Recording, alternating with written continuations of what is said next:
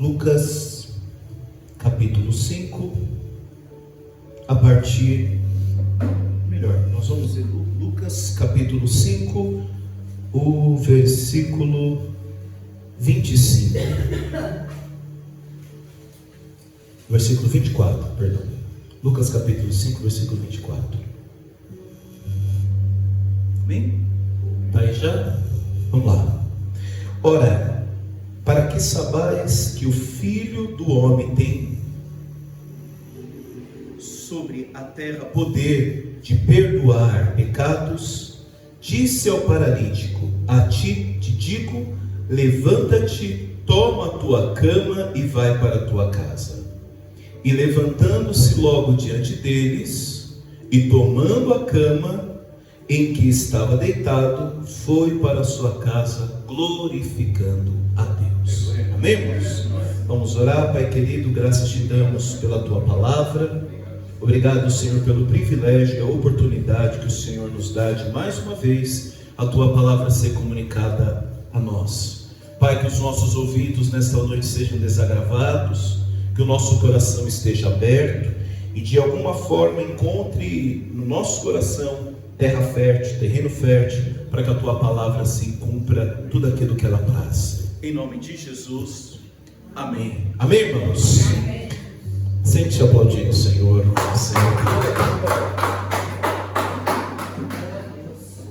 Tema da minha pregação: levanta-te e anda. Vamos repetir? Levanta-te e anda. Fala para o irmão do lado: levanta-te e anda. E a ordem levanta-te e anda, às vezes não é só para quem está parado, irmãos, mas para quem esqueceu que pode se mover.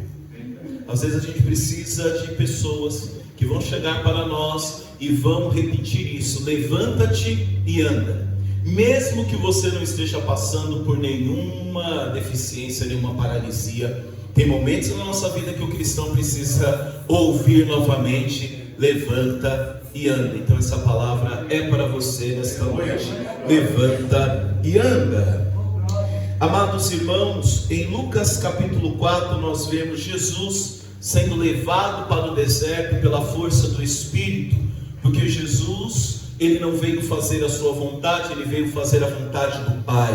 E uma das características daquele que está disponível para fazer a vontade do Pai é alguém que está sensível à voz do Espírito. É alguém que deixa a sua vontade para ser conduzido por algo maior. Então, em Lucas capítulo 4, os irmãos sabem o texto, Jesus é levado para o deserto e lá ele é tentado por Satanás. Sendo que momentos antes Jesus havia sido batizado no Rio Jordão por João Batista, e lá acontece um fenômeno que nós chamamos na teologia de concatenação. Fala comigo, igreja. Concatenação. O que é concatenação? Às vezes as pessoas dizem assim: mas não tem um versículo bíblico que fale de trindade. Realmente não tem, mas nos relatos bíblicos nós conseguimos distinguir as três pessoas da trindade: o Pai, o Filho e o Espírito Santo. Cada uma delas com uma função, em um momento se manifestando, mas todas elas em unidade. O exemplo é no batismo de Jesus. Quando vai dizer o texto que assim que Jesus é batizado, o céu se abre, amém, irmãos? E do céu vem uma voz e diz: este é o meu filho amado. Então ali aparece o Espírito em forma corpórea de uma pomba. É por isso que as pessoas... Já viu pessoas que usam aquele pingente, uma pomba, e falam que é o Espírito Santo? Não, na verdade é que o texto diz que o Espírito apareceu de forma corpórea em uma pomba. Ali nós temos o mistério da trindade visível, porque tem o Filho sendo batizado, o Espírito que aparece de forma corpórea em uma pomba, e a voz do Pai do céu dizendo: este é o meu filho amado. Então as três pessoas ali reunidas naquele evento.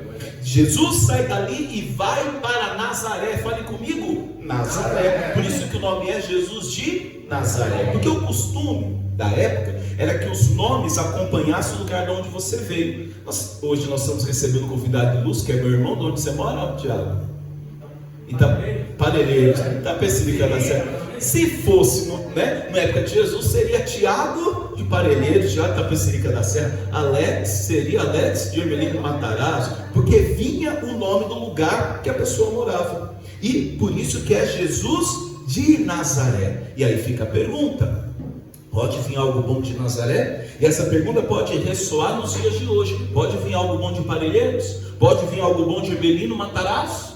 Mas vem algo bom, porque Jesus, em determinado momento, ele é expulso de Nazaré. Por quê? Num sábado, os irmãos sabem, dia judaico, importantíssimo para os judeus. Ele chega na sinagoga e dão para ele o livro do profeta Isaías. E o livro que dão para ele é o livro que está dizendo: o Espírito do Senhor está sobre mim. Veja aqui, vai dizer que os olhos de Jesus batem bem no lugar que está escrito: o Espírito do Senhor está sobre mim. Porque a divisão bíblica de capítulos e versículos vem bem posterior. Então veja, o servente entrega para Jesus o rolo do profeta Isaías, se eu não me engano, capítulo 61. E Jesus bate o olho bem na parte que está escrito: o Espírito do Senhor está sobre mim. O mesmo Espírito que apareceu no episódio do batismo. Jesus cheio do Espírito. Só que depois que ele lê esse texto, ele entrega o livro para o servente. E aí começa um burburinho. Por quê? Porque ele diz: hoje se cumpriu esta escritura. Porque Jesus é o cumprimento da escritura. Jesus é a palavra encarnada. Só que Jesus está onde? Na sua terra natal. E no momento que ele diz: hoje se cumpre em mim essa profecia, como ele está na terra natal, as pessoas começam a puxar na memória: ué, ele é o Messias? Mas esse daí não é o Jesus, filho do carpinteiro? Esse daí não é o Alex que vende alho? Esse daí não é o Lucas? Esse aí não é a Cris? E aí que está a grande questão. Jesus volta para sua terra natal. Agora ele não volta como Jesus, filho de Maria e de José. Ele volta como Messias. Só que o que acontece em Nazaré, na sua terra natal, uma coisa interessante: eles pegam Jesus, levam ele para o ponto mais alto da cidade. Coloca bem, por gentileza, Lucas capítulo 4, versículo 29. Só para vocês terem uma noção. Lucas capítulo 4, versículo 29. Lê comigo, igreja. E levantando-se, o expulsaram da cidade e o levaram até o cume do monte em que a cidade deles estava edificada. Qual era o nome da cidade? Nazaré. E o que eles iriam fazer com Jesus? Jogar ele do precipício. Expulsar Jesus. Cuidado, meu irmão, para você não estar expulsando pessoas que estão sendo enviadas em nome de Jesus na sua vida, por conta da biografia delas, por conta do passado. Meu irmão, se a gente for julgar o outro pelo passado dele, não tem igreja. Cuidado, a gente pode estar expulsando pessoas cheias do Espírito Santo por causa da biografia delas. E Jesus, ele não está ligando para o seu passado. Ele está entrando para fazer algo novo na sua vida. Ele trabalha só em terra de quem quer fazer coisa nova. Nazaré queria viver coisas velhas, biografia velha. O que Jesus faz? Começou a chorar, né? Jesus fez uma manifestação, não. Jesus agora vai para o centro da palavra que nós acabamos de ler. Ele vai para uma cidade chamada Cafarnaum. Fala comigo. Cafarnaum era uma cidade desenvolvida. Fala comigo, tinha porto. Tinha posto alfandegário. E tinha sinagoga. Fala comigo, tinha sinagoga. E aí que tá, pararam para perceber? Cidade evoluída. Se tem posto alfandegário, tem dinheiro. Se tem dinheiro, tem porto. Se tem porto, a pessoa com dinheiro e com trabalho não precisa de Deus. Cidade desenvolvida para a época, Tiago, tinha posto alfandegário. Roma colocou um posto alfandegário lá. E é lá que ele encontra Mateus. Jesus adota aquela cidade. Por isso que ele diz: cheguei na minha cidade. Na cidade dele mesmo era Nazaré. Porque aquilo que a gente não quer, Jesus faz terra fértil, irmãos. Pense nisso. Aquilo que hoje você está menosprezando, Jesus está fazendo terra fértil para a manifestação dele. A palavra vai dizer em Lucas capítulo 6, versículo 19. Coloca para mim, por favor. Lê comigo. E toda A multidão procurava tocar ali, porque saía dele poder e curava todos. O que Jesus fazia ninguém tinha visto. Tinha sinagoga, mas alguém que tinha poder para curar? Ninguém tinha visto isso. Tinha rabinos, mas alguém que pregava com autoridade, não como os fariseus? Ninguém tinha visto. Estava vindo alguém para Cafarnaum diferente, alguém que era cheio do Espírito Santo. Por isso, meu irmão, eu digo, você não precisa de estrutura, você não precisa de dinheiro, você só precisa estar no lugar e na disposição do Espírito Santo de Deus. Talvez você está pedindo para Deus estruturas que são desnecessárias. Um homem cheio do Espírito Santo é capaz de fazer uma revolução, irmãos. Billy Graham veio aqui no Brasil, encheu o Maracanã de pessoas, diga-se de passagem, de graça, tá? Não cobrou um ingresso. Uma pessoa cheia do Espírito Santo, meu irmão, dá prejuízo no inferno. Que seja você nessa noite, alguém cheio do Espírito Santo, alguém que vem de uma cidade pequena, que alguém olhe e diga: não dou nada para aquela cidade, não me importa de onde eu vim, importa quem está em mim. Se o Espírito está em você, coisas novas acontecem.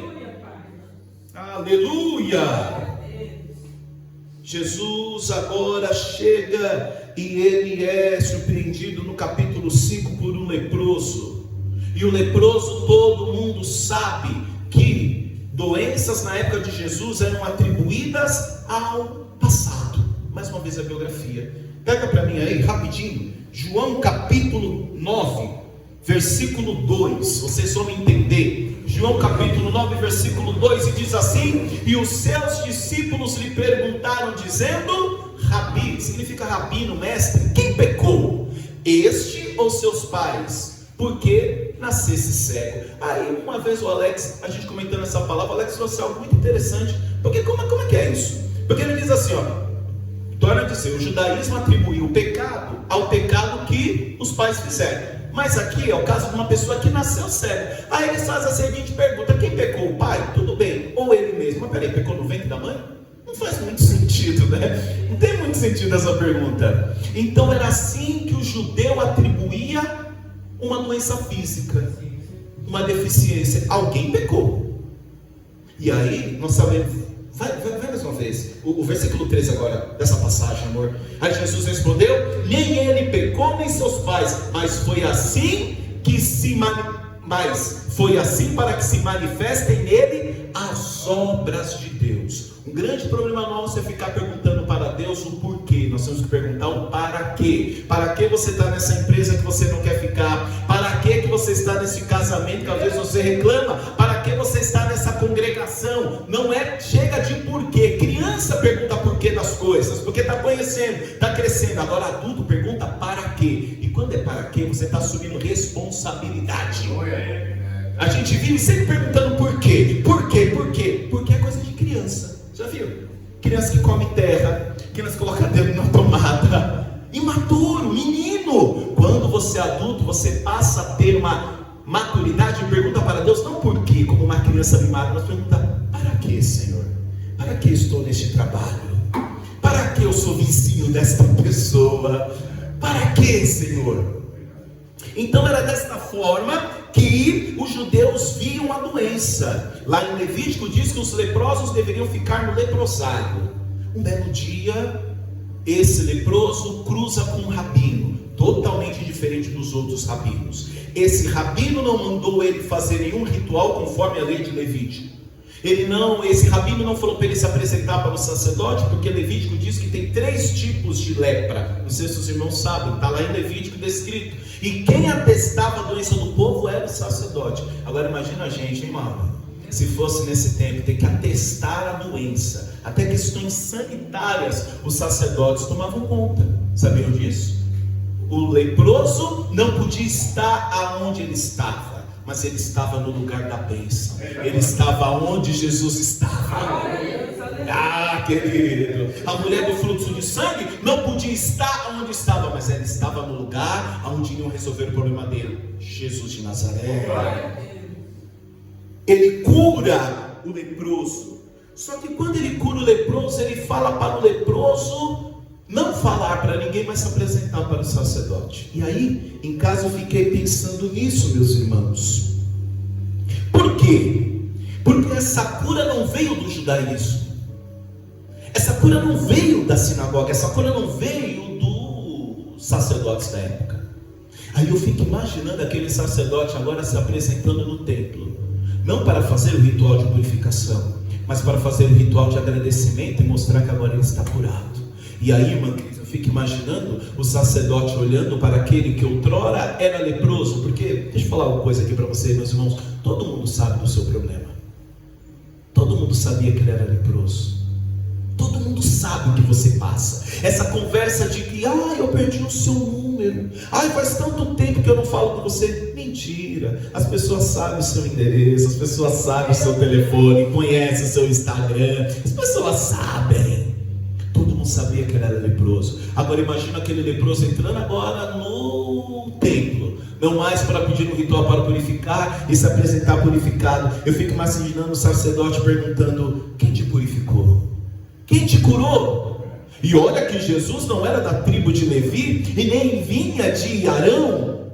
Que sacerdote é esse? É Jesus de Nazaré. Vai ter pessoas que vão passar para você e vão perguntar: você está diferente, quem foi que te curou? Mas não esconda a receita, irmã Cris. Fale: foi Jesus de Nazaré.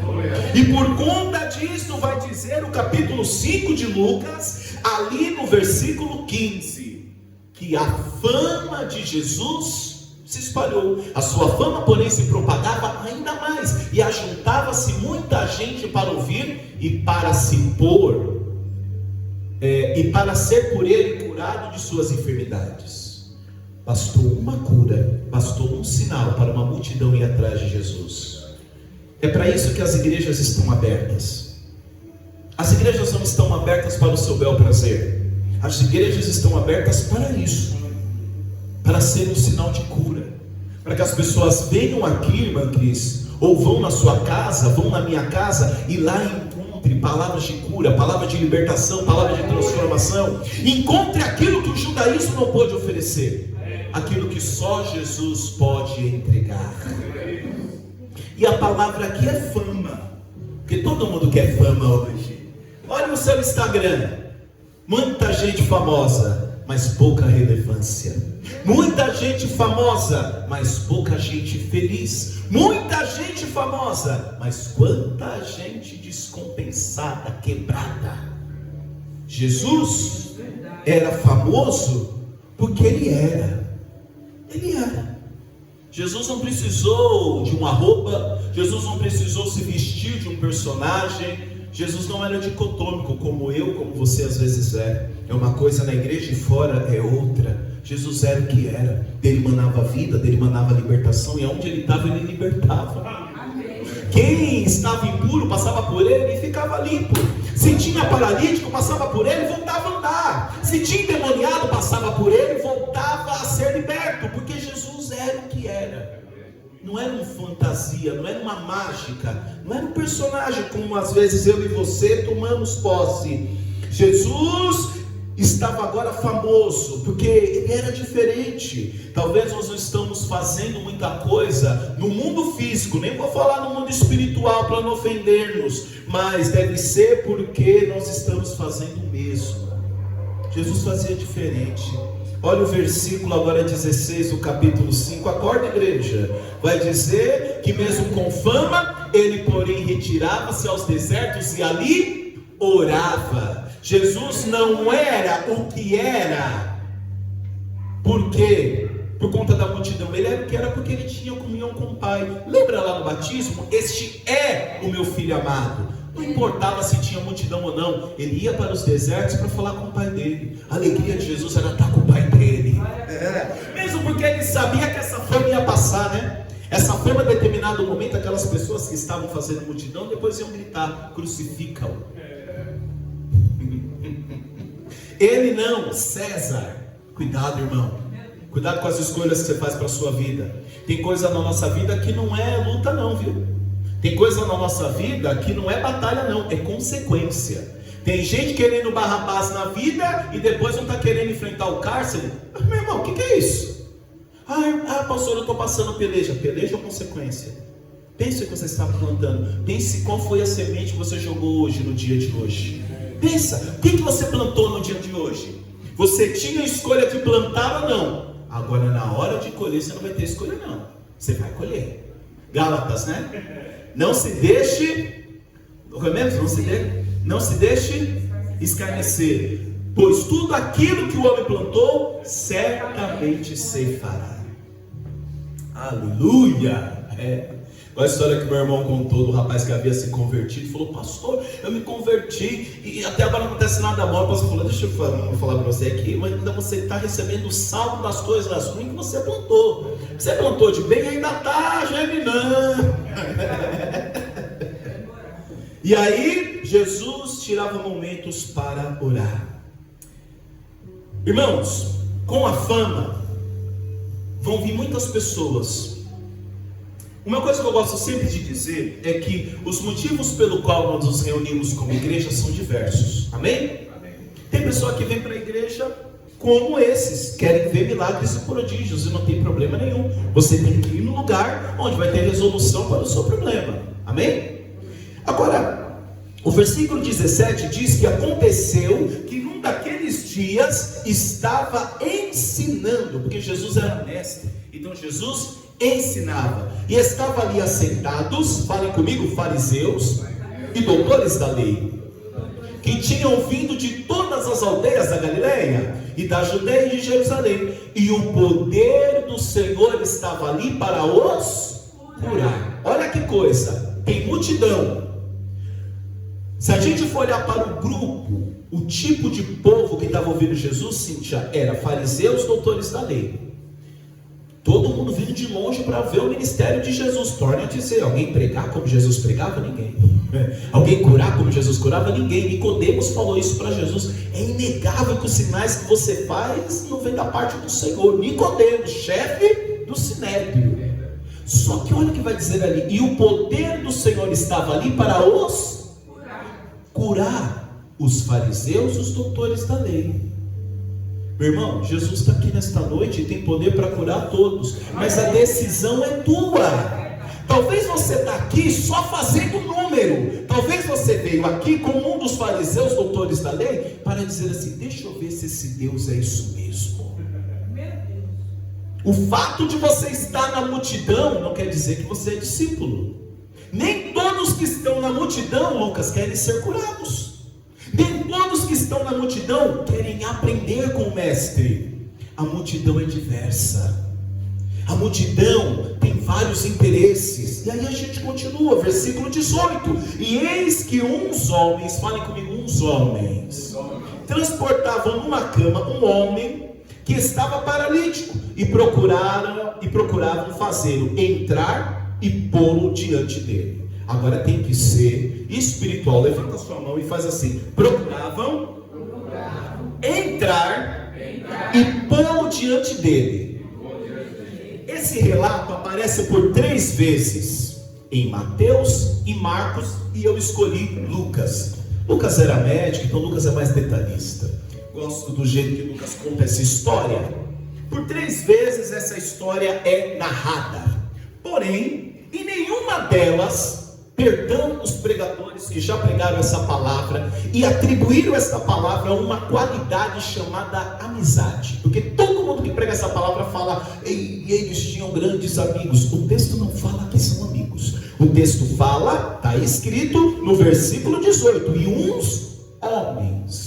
Falem comigo, e uns homens. Não fala amigos. Mas não entendo por que, Lucas, a gente emprega ali no texto a palavra amigo, porque a gente entende que alguém para fazer o que esses homens fizeram, somente amigos. Só que aí agora tem um agravante, porque se eu acho que esses homens, Tiago, eram amigos, eu posso então usar esse mesmo crivo para as minhas amizades. Então vamos ver se os nossos amigos, Mauro, queridos aqui da igreja, estão com os mesmos objetivos que esses homens tiveram. Qual o objetivo, pastor?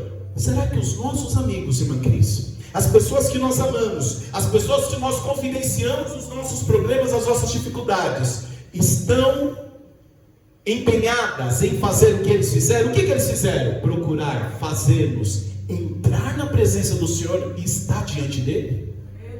Será que todas as pessoas que nós batemos no ombro e falamos: eu te amo, meu amigo, gosto de você, aquela pessoa que, e eu já preguei isso aqui, vou dizer, amigo é aquele que quando falta o dinheiro do gás, ele está lá com você. Amigo é aquele que fala: você está com mau hálito. Amigo é aquele que fala: você está errado. Porque aquele que bate no seu ombro, esse é um sanguessuga, ele vive de conveniência. Agora, se o amigo vira para você e fala: você está errado, eu quero ver você bem, pode ficar bravo comigo, mas eu quero ver você bem. Agora, será que os nossos amigos estão com esse objetivo? Procurando nos fazer entrar na presença do Senhor e nos colocar diante dele? Ou será que os seus amigos querem mais é que você suma da presença do Senhor, fique longe da presença do Senhor? Porque o que esses amigos ou esses homens fizeram deu trabalho. Carregar, transportar alguém é suportar peso, é suar, é ver que tem uma multidão, que eu acabei de pregar e dizer que é diversa, e mesmo assim dizer: o que ele precisa não é o melhor hospital, o que ele precisa é de cura, então eu vou levá-lo no lugar da cura. Será que os nossos amigos estão nos conduzindo nos lugares de cura? Será que as pessoas que estão ao nosso redor estão com esse objetivo? Torna a dizer, de nos fazer entrar e de nos colocar diante dele. Jesus faz um contraste com os fariseus, né? Vocês não entram e não deixam ninguém entrar. E nós? Será que nós estamos com esse mesmo objetivo? De fazer entrar as pessoas e colocá-las diante do Senhor? Porque só Ele cura, só Ele liberta. Então logo eu não vou dar para a pessoa o que ela quer, mas sim o que é necessário. Você pode estar bicudo, você pode estar querendo casa, carro, um monte de coisa, mas o Senhor talvez essa noite só quer que você esteja na presença dEle, que você se reconheça paralítico, porque só Ele tem cura para a tua vida. E aí o versículo 19 continua: e não achando por onde o puseram levar por causa da multidão, subiram ao telhado, e por entre as telhas o baixaram com a cama até ao meio diante de Jesus. Irmãos, as casas da época de Jesus eram precárias, não era o jeito que a gente inventa, não era o jeito que a gente imagina hoje. As casas eram de barro, muitas eram um telhado fixo, quente pra caramba, é com palha. Agora você imagina Jesus pregando, e de repente abre um buraco e desce ali o paralítico. A palavra não fala a quantidade de homens, você reparou isso? Mas eu tenho certeza que se eu perguntar para vocês, imagine uma missão dessa. Alguém liga para a gente e fala: ó, tem um irmão, ele é paralítico, a gente tem que levar para Jesus, tem que levar ele para o hospital. Quantas pessoas, ainda mais a Eliana que trabalhou muitos anos com isso, cuidando de doentes, imagina quantas pessoas na sua cabeça seria o ideal para carregar essa pessoa? Pensa aí. Pensa aí. Há quem diga que foi 4 pessoas. O texto não fala, no mínimo 4. O texto não fala que foi 6. Eu falando com jovens, teve jovens que falou que era melhor que tivesse 8, né? Para não soar muito.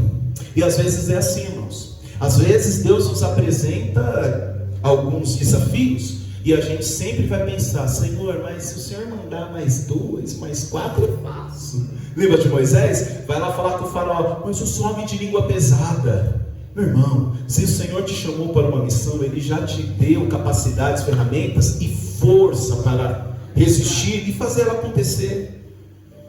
Quantos homens talvez precisa?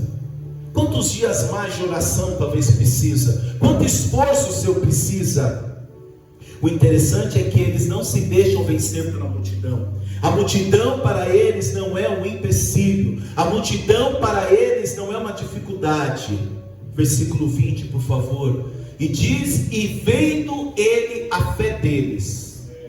Fala comigo: e vendo a fé deles. Vamos lá. A fé é algo abstrato ou é algo físico? Dá para pegar fé? Dá para vender fé? Dá? Só que interessante. Olha que bonito. Jesus agora vê a fé. Porque fé tendo acompanhada com atitudes não é fé, irmão. Talvez você tenha boa estratégia, talvez você tenha um bom cronograma. Vamos pegar 4 homens que vai colocar na maca, depois vai chegar lá, a gente reveza. Talvez o plano é muito bom, mas está faltando atitude. Talvez o plano que está na minha cabeça é muito bom, mas está faltando atitude. Vê, e vendo ele a fé deles, meu Deus, Que fé? Que fé é essa? Que faz você carregar aquele que talvez não é seu parente, porque a palavra não fala que são parentes. Carregar o peso, suportar o peso. E vendo ele a fé deles, disse ao homem: os teus pecados se são perdoados. Que coisa interessante. Por que Jesus já não virou para o paralítico e disse: levanta e anda? Parou para pensar nisso? Os homens levaram o paralítico, porque diz a palavra aqui que o Espírito do Senhor estava sobre Jesus para curar. Então os homens falaram: Jesus está curando, ele precisa de cura, vamos levar ele para curar. Mas a primeira coisa que Jesus diz é: seus pecados são perdoados. Jesus não fala levanta e anda logo de primeira. Torna a dizer, irmãos, às vezes a gente quer uma coisa, mas o que o Senhor tem para a nossa vida é outra. Talvez você quer andar e o Senhor quer te libertar do pecado, porque não adianta você andar em pecado. Tem muita gente aí se movimentando, achando que está bem. Já falei de Sansão. Sansão era nazireu, não podia tocar em morto. Ele vê um favo de mel na carcaça do leão.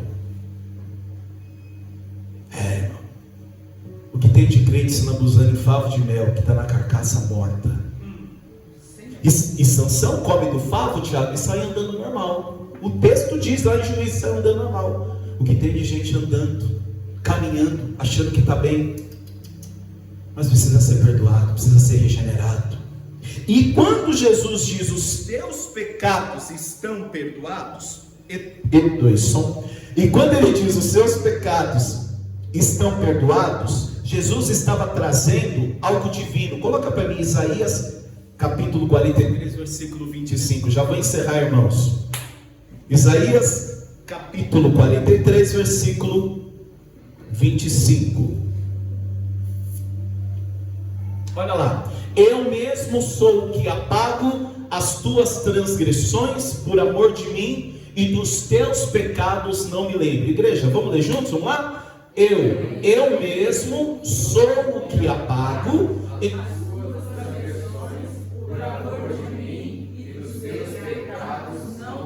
Isso é o texto de Isaías, um texto testamentário, Antigo Testamento. E aí nós vemos um cabeçalho muito próprio de Deus. Eu sou, lembra? Eu mesmo sou. Então é o próprio Deus falando pela boca de Isaías. O povo na época de Jesus atribuía perdão de pecado somente a Deus, por conta do que Deus havia falado pela boca de Isaías. Agora, quando Jesus vira para aquele e diz: teus pecados estão perdoados, para eles foi um escândalo. Tanto é que, segue o texto para mim, amor, por favor, dos teus pecados são perdoados. O próximo versículo, por favor.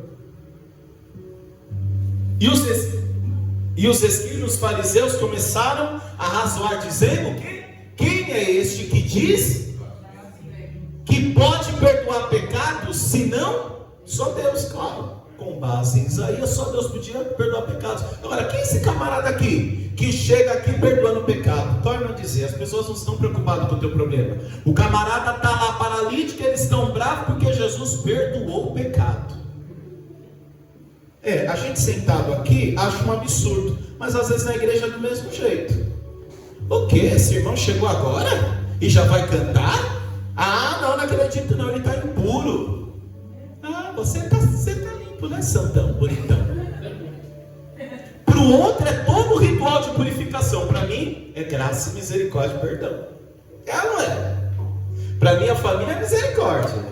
Para os outros, o rigor da lei. Então, quando Jesus vira e diz isso, ele já está mostrando que ele não tem autoridade só no mundo físico, mas também no mundo espiritual. E que ele é Deus, ele é cheio do Espírito. Aleluia! Ele está aqui nesta noite, irmãos. Se preocupa com o visível não, se preocupa com aquele que pode perdoar os teus pecados. Aleluia! Fala para mim assim, só para contrariar. Jesus vira e diz o quê? Versículo 24, versículo 23. Não, melhor, 22. Eita. Jesus, porém, conhecendo os seus pensamentos. Aí nós vemos uma característica de Deus: onipresença e onisciência. Só Deus é onisciente. Quando Jesus diz, quando aí Lucas diz, Jesus pode conhecer dos seus pensamentos, ali está provando que Jesus não era mais o filho do carpinteiro, nem da Virgem Maria de Nazaré, mas sim era Deus, conhecia pensamento. Meu irmão, você pode pensar o que for, o Senhor já sabe. A palavra nem chegou à boca e o Senhor já conhece. Respondeu e disse-lhes: que arrazoais em vossos corações? Eita, Deus poderoso, sondando até coração. Por isso que eu falo da multidão, não se encante com a multidão. A igreja está cheia, mas pode estar cheia de gente olhando Deus operando e caçoando, olhando Deus operando e murmurando, olhando Deus operando e condenando. Eu estou feliz que a igreja está cheia. Cheia de gente assim? Muito obrigado, meu irmão. Muito obrigado. Jesus, porém, conhecendo os seus pensamentos, como diz a palavra de Hebreus, para Deus nós estamos como nu. Não adianta entrar aqui para fazer performance não, irmão. Você está perdendo seu tempo. Aí eu vou enganar o pastor. Você está se enganando a si mesmo. Já dizia Renato Russo, né? Mentir para si mesmo é a pior mentira. Próximo versículo, meu amor. Aí Jesus propõe um enigma. Qual é mais fácil? Dizer os teus pecados te são perdoados ou dizer levanta e anda? Na verdade, Jesus pergunta o que é mais fácil, mas na verdade, Lucas, ali para os dois era difícil. Para os fariseus já era difícil falar: os teus pecados estão perdoados. Que dirá dizer levanta e anda? Acho que Jesus ali foi meio, né? O que é mais fácil dizer?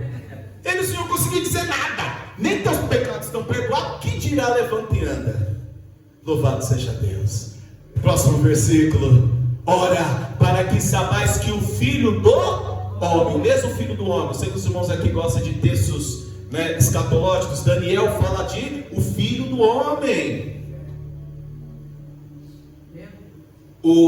Agora me fugiu, Estevão, quando ele está sendo apedrejado, ele vê o céu aberto e alguém como o Filho do Homem. Ora, para saberes que o Filho do Homem tem sobre a terra poder de perdoar pecados, disse ao paralítico: a ti te digo, levanta-te, toma a tua cama e vai para a tua casa. Naquele dia ele não só foi perdoado, como foi curado. Não adianta, meu irmão, você sair da igreja com uma cura física se o seu coração não foi curado. Deixa eu dizer, cura física é porta aberta, é o início. Muitas curas que Deus opera no meio da igreja é só para Ele mostrar o que Ele é capaz de fazer na sua vida. Não se satisfaça apenas com a cura física, irmão. Não se satisfaça só com a chave, com a conta bancária. Deus quer te dar vida eterna. Deus quer te dar novidade de vida. Vamos continuar. Versículo 25. E levantando-se logo, diante deles, diante de quem? Daqueles que não tinham capacidade nem de dizer perdoados são os seus pecados e nem levanta e anda. Daqueles que estavam dizendo que era uma blasfêmia, porque o que Deus faz Ele não esconde não. Ele vai dizer a palavra levantando-se logo. Quando o Senhor cura, irmão, Ele cura, é de imediato. Não é teatrinho de televisão não. Quando Deus cura, Ele cura. E tomando a cama em que estava deitado, foi para a sua casa, glorificando a Deus. Porque tudo que Deus faz na nossa vida, no final tem que ser revertido para Ele.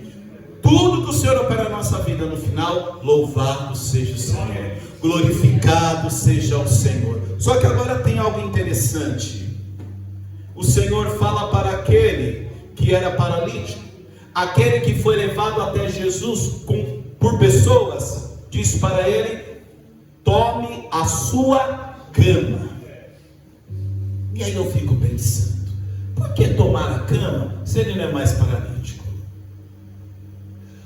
Talvez a cama é o maior memorial que esse paralítico vai precisar carregar na vida dele.